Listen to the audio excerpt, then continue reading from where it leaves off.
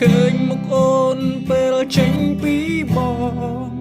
មុនអងបងរឹងឈឺចា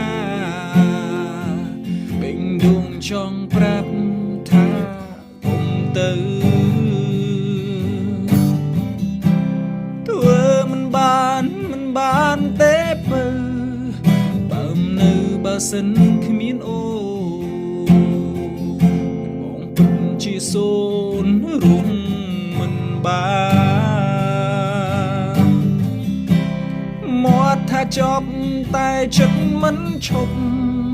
ចង់លុបរូបអូនឲ្យចែតែផ្ទុយទៅវិញរឹងស្នេហ៍នៅក្បែរគ្នាមិនដែលត្រូវគ្នាពេលបែកគ្នាបែកជានឹកគ្នាពីឬកម្មពីយើងទាំងពីរព្រោះតែបងក្រមិនចង់ឲ្យអូនរស់នៅរងទុក្ខ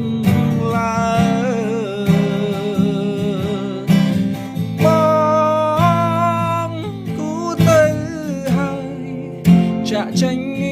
ឲ្យឆ្ងាយពីរូបអូន